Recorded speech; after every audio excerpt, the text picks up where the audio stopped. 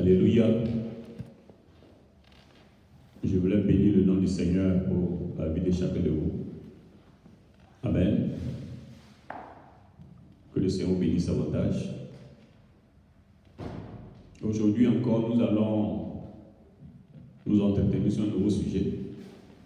Sachez que ici, nous sommes à la maison, mission évangélique pour le salut des âmes dans le monde entier. Et je suis votre serviteur, le pasteur Lago. Alors, premier responsable de cette œuvre, la maison, nous avons un ministère en Côte d'Ivoire qui marche vraiment très bien. D'abord au niveau de la Côte d'Ivoire. Je voulais saluer tous les pasteurs qui ont eu le mercredi passé leur réunion, leur assemblée là-bas. Je vous salue vous tous. Le président Guia, avec tout son bureau, avec tous les pasteurs, pasteur Séverin, tous les autres pasteurs qui étaient présents à cette deuxième réunion, nous vous saluons. Et puis je salue toutes les églises. Que le Seigneur bénisse davantage et qu'il vous fortifie. Ici, nous sommes à Mid-Tonkins, à Dansvan, Stephen Cross. C'est là que nous faisons nos cultes tous les dimanches, de 13h à 16h. Alors nous vous invitons à venir au culte, à se joindre à nous, pour pouvoir louer et adorer Dieu. Il y a deux choses pour lesquelles nous venons à l'église. D'abord, c'est pour louer et adorer Dieu. Et la deuxième chose, c'est pour être sauvé. Si ces deux choses-là ne sont pas dans ta motivation, tu es hors la plaque. Si tu viens à l'église pour que ta condition change, il y a quelque chose qui ne va pas dans ta vie chrétienne. C'est que le fondement de ta vie chrétienne est déjà fausse. Et ça, c'est dangereux. Parce que si tu viens pour que ta condition change et que ça ne change pas, tu vas quitter la voie du Seigneur. Et c'est ça qui est dangereux. Or, on vient à l'église, dans le temps, dans les églises, pour d'abord louer Dieu, en aimant Jésus, en aimant le Seigneur, en aimant Dieu. Donc on vient pour le louer, l'adorer. Et la deuxième chose, on vient aussi pour son salut. L'apôtre Paul dit travaille à votre salut afin d'écouter la parole de Dieu, et cela va contribuer à améliorer ton salut, à savoir marcher dans la voie du Seigneur pour que le jour de ton salut soit parfait. Alors, cet après-midi, nous bénissons la présence de chacun de vous. Alléluia. Et aujourd'hui, nous aurons un nouveau thème. Le thème d'aujourd'hui, c'est la vie éternelle. La vie éternelle. Ça, c'est le titre de mon message d'aujourd'hui. La vie éternelle. Pourquoi la vie éternelle? D'abord, qu'est-ce que je pourrais vous dire en introduction de ce message qui va nous conduire peut-être sur 2 ou 3 dimanches? L'homme naît et il vit et puis il meurt ici-bas, n'est-ce pas vrai? Quand un homme il naît, après il vit, ça dépend de la vie qu'il va faire, soit 30 ans, d'autres 40 ans, 50 ans, 60 ans, 70 ans, 80 ans, 90 ans, 100 ans, 120, 132, même 140 ans, 150 ans. Et puis un jour, cette personne qui est née meurt. Et ça, c'est la vie ici-bas. Donc il y a des gens qui vivent jusqu'à 120 ans, plus de 120 ans. Moi, je sais que je vais vivre au moins 120 ans. Alléluia. Voilà. Voilà pourquoi où je suis actuellement.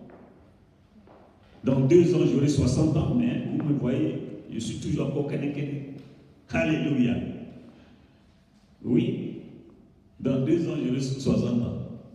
Ça veut dire que j'ai 58 ans plein. seulement. Mais quand on me voit, on dit, ah, il a l'air d'être jeune. Alléluia. C'était juste une parenthèse. Donc, chacun vit. Il naît, il vit, mais un jour, il meurt. Maintenant, la question que nous devons nous poser, est-ce que ça s'arrête là? Alléluia. Parce que le titre du message aujourd'hui, c'est la vie éternelle. Or, quand on dit la vie éternelle, c'est une vie sans fin. Or, l'homme naît, il vit, après il meurt. Et comme je l'ai dit, moi, je vais vivre 120 ans au minimum. Et j'ai cette confiance-là à cause de mon Seigneur Sauveur Jésus. Alléluia.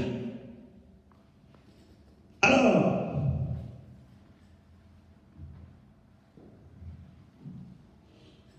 la question que nous voulons nous poser, est-ce que c'est là le résumé de l'existence? C'est-à-dire que tu nais, tu vis quelques années qui sont éphémères, et puis tu meurs. Est-ce que c'est là le résumé de l'existence? Maintenant, quel était le but pour lequel Dieu a créé l'homme? Est-ce que c'était pour avoir une vie éphémère comme ça? La question est non. La question c'est non. Le but que poursuivait Dieu en créant l'homme, c'est que l'homme soit avec lui éternellement.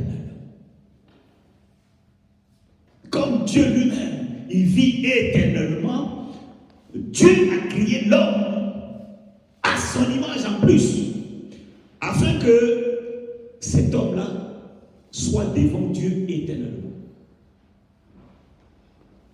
Est-ce que vous me suivez? Donc, quand l'homme naît, il a toujours un but, à l'image de Dieu. Maintenant, le but de Dieu, il nous a créé, c'était pour vivre auprès de lui éternellement. Maintenant, qu'est-ce qui a fait que aujourd'hui, cette vie sur terre a été abrégée et puis elle est devenue éphémère, courte? C'est le péché. Alléluia. C'est le péché. Maintenant, quelqu'un va se dire, est-ce que c'est vrai que quand Dieu a créé l'homme, c'était pour qu'il vive éternellement? Oui, parce que la Bible nous dit, quand l'homme a péché dans le jardin d'Éden, Dieu est venu et puis Dieu a constaté que l'homme a péché. Voilà ce que Dieu va dire à l'homme. Il dit, tu es poussière et tu retourneras dans la poussière. En d'autres termes, je t'avais enlevé de la poussière pour que tu vives éternellement. Mais parce que tu as péché, tu retourneras maintenant à cette poussière. C'est-à-dire que ta vie sera abrégée et puis tu vas retourner à la poussière que tu es. Alléluia. Et quand tu pêches,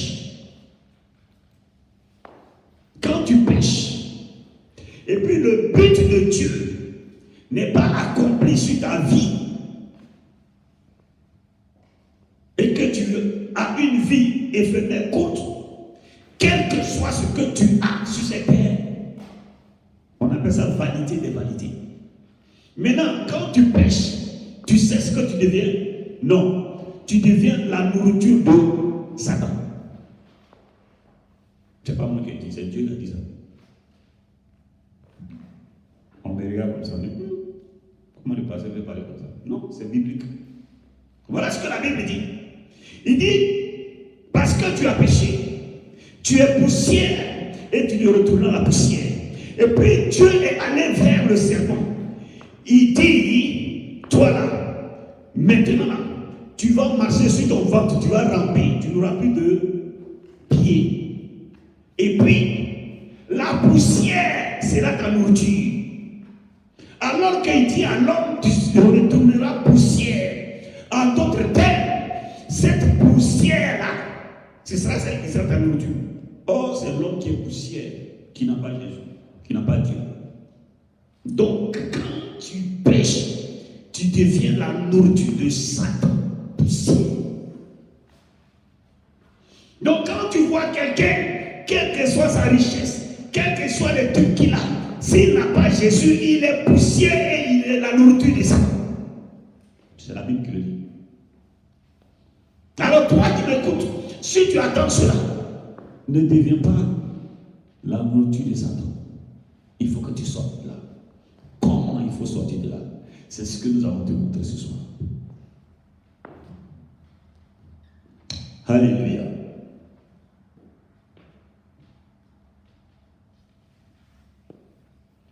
Donc, le but de Dieu, c'est que l'homme vive éternellement. Voilà pourquoi maintenant, quand l'homme a péché, Dieu l'avait refoulé. Il était devenu la proie de Satan, la nourriture de Satan. L'ennemi pouvait faire tout ce qu'il voulait avec lui. Mais Dieu s'est souvenu. Il dit, j'ai créé l'homme pour qu'il vive avec moi éternellement. Alors, je vais tenir ma promesse. Je vais tout faire pour que cet homme-là, il revienne à moi et qu'il vive éternellement. Parce que moi, Dieu, je ne peux pas faire quelque chose et puis ça va échouer. C'est alors que Dieu, dans son amour immense, va encore aller vers l'homme pour le ramener à son but, le but de Dieu, qui est celle de vivre éternellement. Donc le but de Dieu, c'est que toi et moi, nous vivions éternellement. Et c'est ce qu'on appelle le salut, la vie éternelle. D'où mon message de ce soir, c'est la vie éternelle. Donc maintenant, comment faire pour revenir au but de Dieu pour avoir cette vie éternelle? Et je vous ai dit, quand on vient à l'église, c'est pour deux choses. D'abord, pour aimer Dieu, puis l'adorer en esprit et en vérité. Et la deuxième chose, pour avoir la vie éternelle. Et ce soir, nous sommes venus pour nous entretenir, pour savoir comment avoir cette vie éternelle. Et qu'est-ce qui est cette vie éternelle?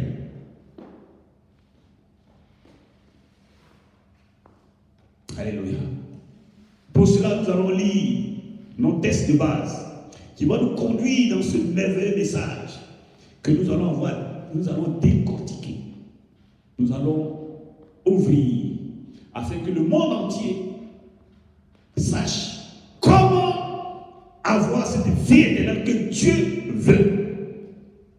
Pour le but pour lequel il nous a créés, pour que nous puissions atteindre ce but pour lequel Dieu nous a créés, qui est la vie éternelle. Parce que la vie éternelle, c'est fait pour tout le monde entier. C'était ça le but de Dieu. Maintenant, comment retourner à cette vie éternelle? Alors, nous allons lire nos textes de base, qui est dans le livre de Jean, chapitre 17, du verset 1 au verset 3. La vie éternelle. Alléluia. Ah, Dieu est bon, Dieu est bon. Alors, est-ce que vous devez être retrouvés? Chacun sa Bible. Il faut avoir une Bible, c'est important. C'est la parole de Dieu. Alors, je lis la parole de Dieu avec respect. Voilà ce que la Bible dit. Il dit, Jean chapitre 17, à partir du verset 1. Après avoir ainsi parlé, Jésus leva les yeux au ciel et dit, Père, leur est venu. Glorifie ton Fils afin que ton Fils te glorifie. Le verset 2. Selon que tu lui as donné pouvoir sur toute chair, afin qu'il accorde la vie éternelle à tous ceux que tu lui as donné. Or, la vie éternelle, c'est qu'ils te connaissent, toi, le seul vrai Dieu, et celui que tu as envoyé, Jésus-Christ. Amen. Je reprends la lecture, cette fois-ci doucement. Après avoir ainsi parlé, Jésus leva les yeux au ciel et dit, Père, l'heure est venue, glorifie ton Fils, afin que ton Fils te glorifie. Selon que tu lui as donné pouvoir sur toute chair, afin qu'il accorde la vie éternelle à tous ceux que tu lui as donné. Or, la vie éternelle, c'est qu'ils te connaissent, toi, le seul vrai Dieu, et celui que tu as envoyé, Jésus-Christ. Amen. Le verset 2 est clair. Selon que tu lui as donné pouvoir sur toute chair, afin qu'il accorde la vie éternelle à tout ce que tu lui as donné. Donc, le but de Dieu, c'était que nous ayons la vie éternelle. Et nous l'avons perdu dans le jardin d'Éden. Maintenant, Dieu va permettre que nous recevons encore cette vie éternelle. Et puis Jésus dit, en tant que lui, envoyé de Dieu, il lui a donné le pouvoir de nous redonner cette vie éternelle. Amen. Or, la vie éternelle, c'est une vie sans fin. Donc, l'homme ne naît pas, ne vit pas, et puis ne meurt pas. C'est pas possible. Pour Dieu, l'homme naît et il vit éternellement. Donc, il n'y a pas de fin. Mais c'est nous-mêmes qui avons mis la fin sur. Mais Dieu ouvre encore une porte afin que toi et moi, nous recevions ce que nous avons perdu. Alléluia. Maintenant, pour recevoir cela, Dieu a mis ça dans la main de quelqu'un. Et ce quelqu'un s'appelle Jésus-Christ de Nazareth. Maintenant, quel est le secret pour que Jésus puisse nous donner cette vie éternelle encore? Et c'est ce qu'il dit maintenant au verset 3. Au verset 3, il dit ceci. Il dit, or, la vie éternelle. Il va donner là la définition de la vie éternelle. Alléluia. Nous allons donner une définition grammaticale. Éternel veut dire quelque chose qui est infini, qui est, c'est bien. Mais Jésus lui va donner lui sa version de la vie éternelle. Il dit, oh, la vie éternelle, c'est qu'ils te connaissent. Donc, pour que l'homme reçoive encore la vie éternellement pour qu'il ne meure pas, c'est qu'il connaisse quelqu'un. Et ce quelqu'un, c'est qui? Réalise ce que la Bible dit. Il dit, oh, la vie éternelle, c'est qu'ils te connaissent. Te, là, c'est qui? Et puis, précise toi. Et puis, va maintenant expliciter sa pensée de ce qu'il avait dit te. C'est qui ce te? Il va expliciter maintenant pour dire toi. Puis il dit le vrai Dieu. Donc, il faut connaître le vrai Dieu. Mais il ne s'arrête pas là. Il continue. Afin que tu reçoives la vie éternelle et que cela soit complet, non seulement tu dois connaître le seul vrai Dieu. Tout à l'heure, nous allons savoir qui est ce seul vrai Dieu. Et celui que tu as envoyé. Donc Dieu, le seul vrai Dieu, il a envoyé quelqu'un. Il a envoyé quelqu'un. Et ce quelqu'un qu'il a envoyé, c'est dans la main de cette personne qu'il a envoyée, c'est là qu'il a mis le pouvoir de la vie éternelle. Donc c'est celui-là qui a la vie éternelle dans sa main. Donc c'est celui-là, si tu le croises, la mort qui avait été prononcée sur toi disparaît. Et puis tu reprends le caractère de ce que Dieu avait promis lorsqu'il était en train de te créer, qui est la vie éternelle. Donc il faut chercher celui-là si tu ne veux pas mourir. Si tu ne veux pas avoir une vie éphémère courte, des 120 ans, ou bien des 130 ans, ou bien c'est cela. Et cette personne-là, qui est Dieu envoyé, c'est qui? Et la réponse, c'est à la fin du verset 3. La réponse, c'est à la fin du verset 3. Il dit, celui que tu as envoyé, Jésus-Christ. Alléluia. Donc ce soir, je vais t'annoncer une bonne nouvelle. Jésus-Christ est celui-là qui a la clé de la vie éternelle dans ses mains. C'est Jésus seul qui peut te permettre de vivre éternellement. Cependant, le Seigneur a dit quelque chose qui est un secret. Afin de pouvoir posséder cette vie éternelle dans la main de celui-là qui m'a envoyé. Ça, c'est au verset 2 qu'il a donné ce secret-là. Il dit, au verset 2, il a dit ce qu'il dit. Il dit, selon que tu lui as donné pouvoir sur toute chair, afin qu'il accorde la vie éternelle à tous ceux que tu lui as donné. Or, la vie éternelle. Maintenant, au verset 3, il dit, c'est qu'ils te connaissent. Voilà. Donc le secret, en fait, c'est au verset 3. C'est de connaître Dieu. Et puis de connaître Jésus. Amen. Donc, pour que tu puisses reprendre la vie éternelle entre les mains du Seigneur Jésus, le secret, c'est la connaissance de Dieu, le seul vrai Dieu, et puis la connaissance du Seigneur Jésus-Christ.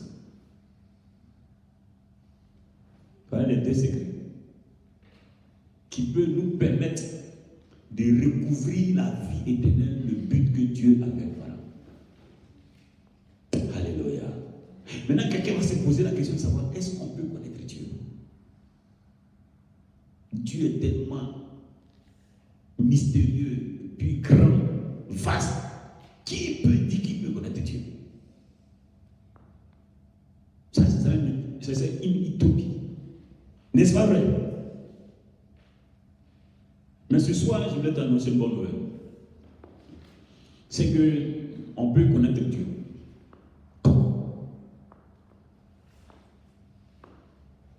On peut connaître Jésus, n'est-ce pas vrai? Parce que lui, il est venu. Il a vécu au milieu de nous. Il a montré toutes les preuves de sa splendeur, de sa grandeur et de sa magnificence. Il s'est fait découvert par le monde. Et les traces sont là pour connaître Jésus. Maintenant, si tu veux connaître Dieu, c'est simple. Tu vas vers celui que Dieu a envoyé. Il est le seul chemin qui peut nous permettre de connaître Dieu. Il n'y a pas deux, il n'y a pas trois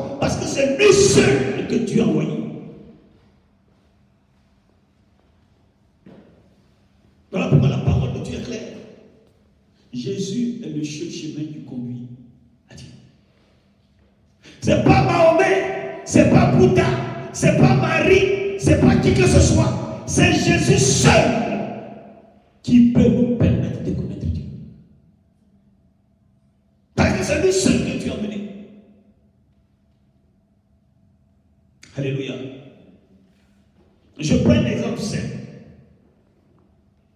Je suis en Côte d'Ivoire. Le Seigneur m'a fait grâce. J'ai ouvert le ministère de la Mesa. Et puis j'ai côtoyé certains pasteurs, certains hommes de Dieu.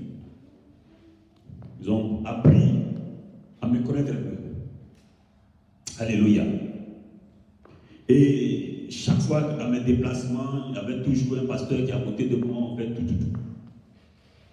Maintenant, le ministère, je l'ai laissé dans la main de ces pasteurs-là. Ils ont élu un, et puis il est le président. Maintenant, s'il y a un serviteur de Dieu qui veut se joindre au ministère, c'est par le président qui est là-bas qui va passer. Et puis il va lui poser la question de savoir, mais le premier responsable, est-ce que tu le connais? Lui, comme il m'a côtoyé, c'est lui maintenant qui va commencer à donner des détails à l'autre qui ne m'a jamais vu et qui ne me connaît pas. Il va dire, ah, oui, d'abord il s'appelle pasteur Lago-Di France. Il est né en Côte d'Ivoire. Il est marié, père de 5 enfants. Hein? Il a 58 ans aujourd'hui. Ainsi de suite. On l'a côtoyé. En tout cas, il est comme ci, comme ça. Il aime Jésus. Quand il est ici, voilà ce qu'il a fait. Pourquoi? Parce qu'il a vécu un peu avec nous. Alléluia. Parce qu'il était un peu avec moi. Donc, Jésus est le seul qui était avec Dieu. Donc, si tu veux connaître Dieu, il va demander à Jésus. Tu vas voir Jésus. Seigneur, je veux connaître Dieu. Parle-moi de ce Dieu. Montre-moi ce Dieu. Dis-moi ce que je dois apprendre de lui. Alléluia. Donc, quand vous voyez, nous lisez la parole de Dieu, quand Jésus est venu, chaque fois il disait aux pharisiens, mon Père, voici, mon Père a fait cela. Il est en train de leur révéler qui est Dieu, afin qu'ils aient la vie éternelle. Parce qu'il est le seul qui est quitté du sein de Dieu et qui connaît Dieu. Alléluia.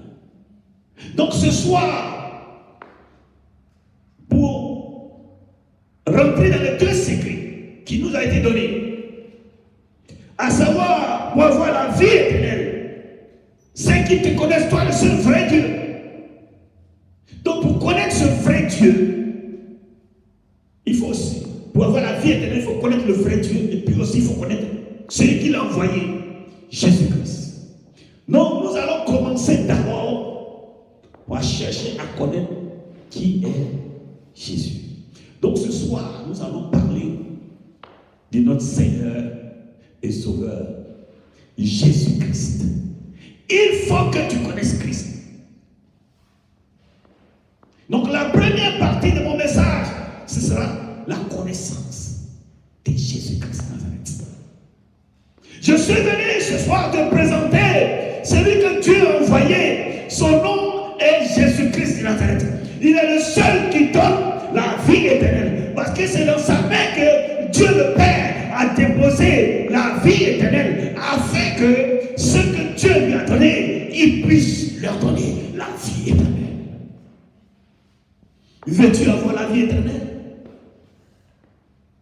Viens connaître Christ. Viens connaître Jésus. Alléluia. La vie éternelle. Donc, notre premier grand 1 consistera à connaître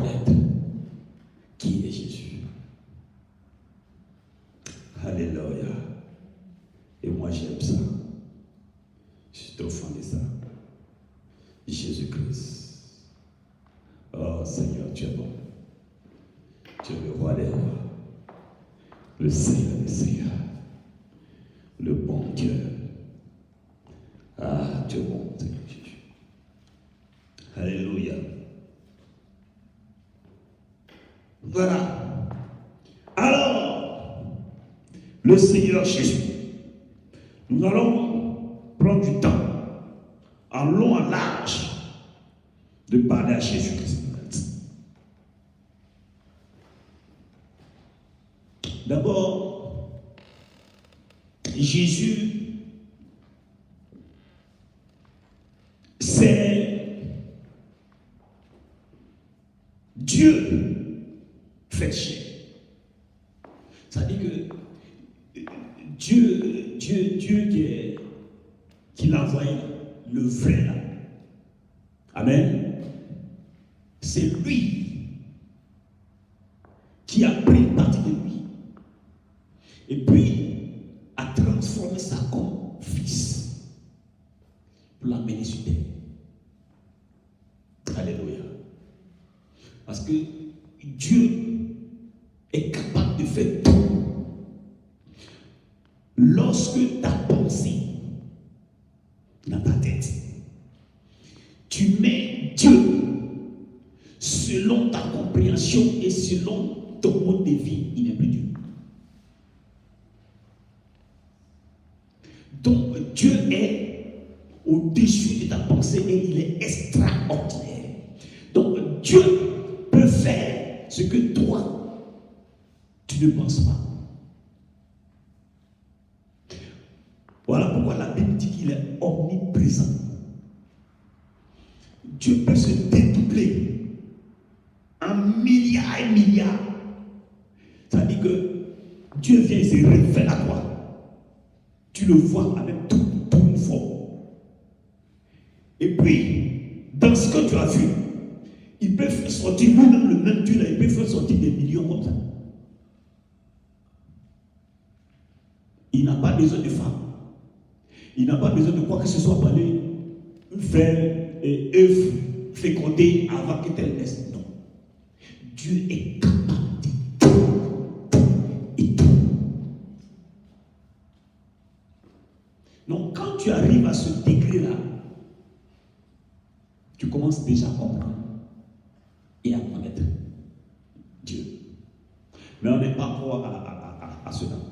Alléluia. Donc, Dieu, là, la Bible dit, il va prendre une forme humaine qui va nommer Jésus. Puis il dit, c'est mon fils. Et puis, il va annoncer cela à ses prophètes. Donc, nous allons rentrer d'abord dans l'Ancien Testament, avant de venir dans le Nouveau Testament pour connaître qui est Jésus.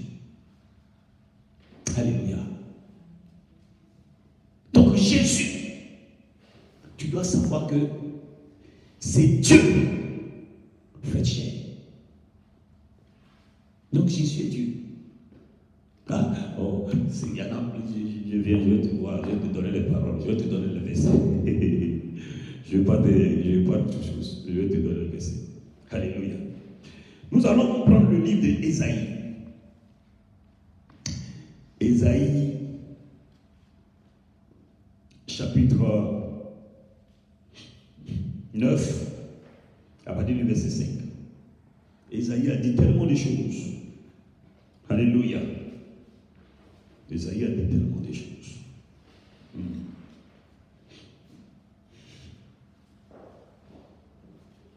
Alléluia.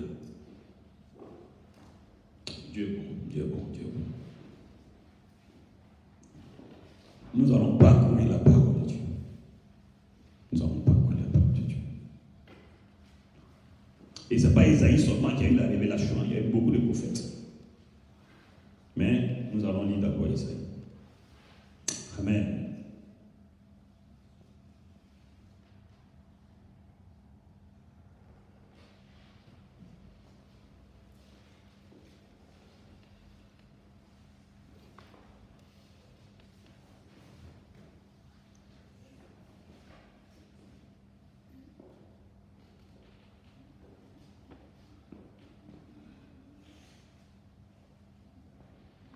Alléluia.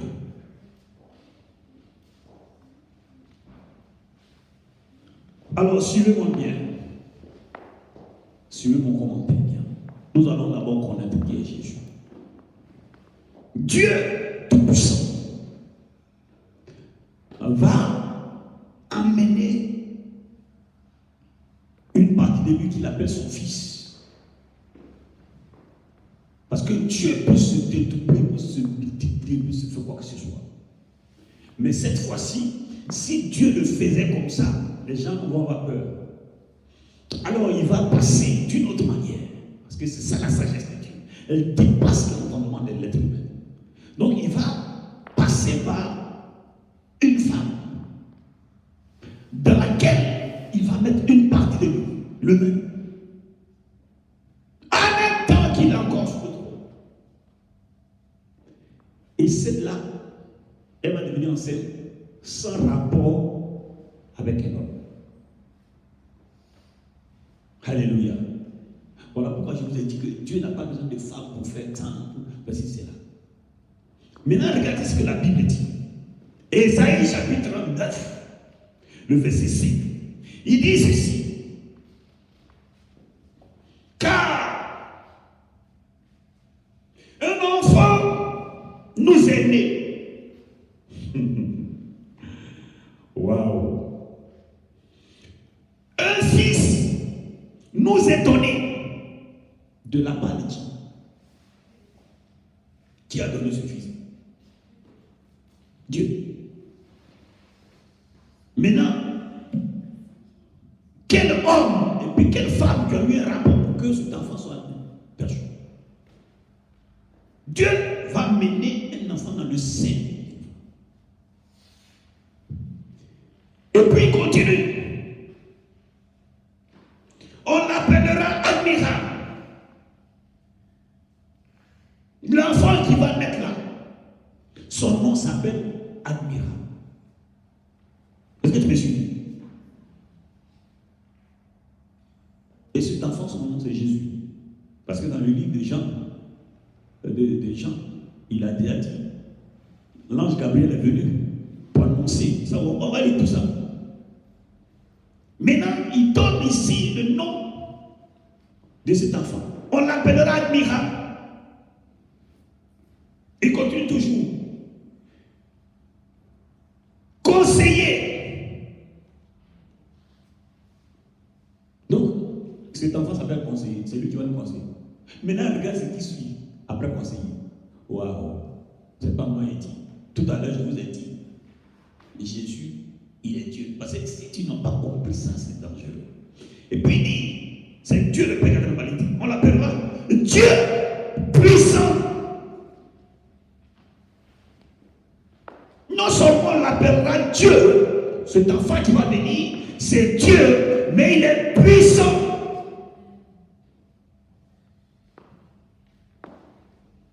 Alléluia. On l'appellera Dieu puissant. Donc Jésus, il est Dieu et il est puissant.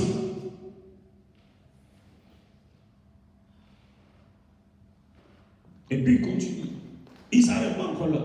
Mais après Dieu, il n'y a plus personne, mais il va continuer.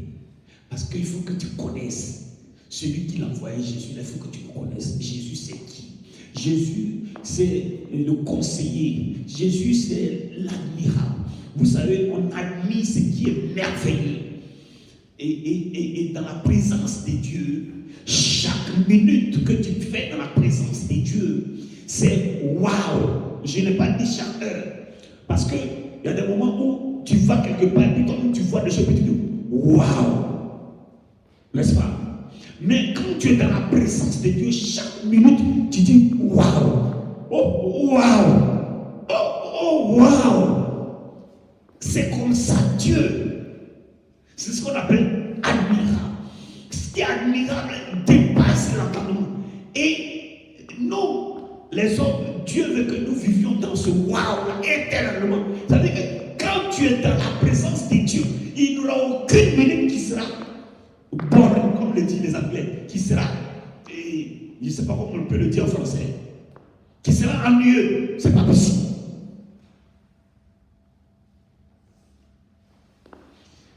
Voilà pourquoi, quand tu de Dieu, tu n'auras même pas la pensée de ce que toi tu appelles plaisir sur la terre ici. Là. C'est zéro. Parce qu'à tout moment, tu dis waouh, tu seras une dimension de joie incalculable. Et cela éternellement. Donc tu ne vas même plus penser au sexe. Donc quand les musulmans disent qu'au paradis là-bas, tu auras 70, 11 femmes, 70 femmes, et pour eux ils pensent que c'est ça qui est le plaisir. Ça, vous voyez des conneries comme ça. Parce qu'ils n'ont rien, ils ne connaissent pas Dieu, le vrai Dieu, et celui qui l'a envoyé, Jésus. Parce que le jour que tu le découvres, tu comprends que tu es dans une autre dimension de waouh. Et ça ne te donne même pas le temps de réfléchir à un petit bout de péché. Ce n'est pas possible. Voilà pourquoi nous luttons pour rentrer dans cette vie éternelle. Parce que là-bas, tu ne pourras pas faire d'efforts pour ne pas pécher. Ce n'est pas possible. Il n'y a pas d'effort. Ici, on fait des efforts pour ne pas pécher. Parce que même tu ne peux pas pécher ton corps, même tes yeux, là, ta pensée, ça pêche. Or, la Bible dit que Dieu jugera nos pensées, nos sentiments. Ça veut dire que ce que tu penses là, devant Dieu, ça résonne comme dans mon micro. Mais là-bas, c'est pas possible. Parce que chaque minute, ce sera un waouh, des réjouissances extraordinaires, merveilleux, magnifiques. Et la Bible continue pour dire qu'il s'appellera Dieu puissant. Et puis il continue, il s'appelle Père éternel. Ah, mais toi-même tu es le Père éternel. Et puis tu dis que celui qui vient encore, il s'appelle Père éternel. C'est tout dit, hein? N'est-ce pas vrai? Oui. Et c'est Dieu lui-même qui est en train de parler à son prophète. Il dit que celui qui vient là, il s'appelle Père éternel. Or, moi, je suis le Père éternel. Et puis j'ai dit, celui qui va rentrer dans le ventre de la femme là, il s'appelle Père éternel. Tu n'as rien à savoir, tu n'as rien à chercher à comprendre. Je dis, il s'appelle Père éternel. En d'autres termes, et je viens là-bas. Alléluia. C'est pas moi qui ai dit. D'abord, il dit, il s'appelle Dieu puissant.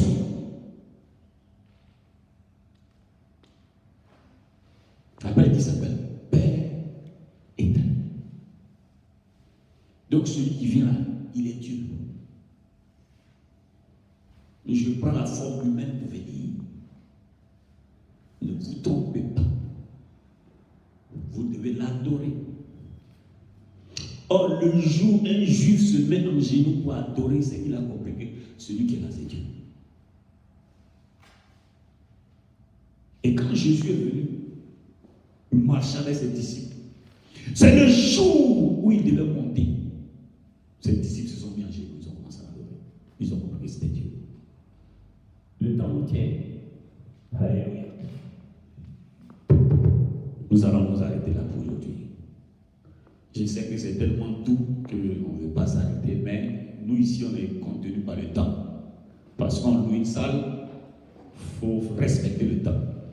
Mais ne l'oublie pas dimanche prochain, parce que tu auras loupé beaucoup de choses. Parce qu'il faut que tu connaisses qui est Jésus.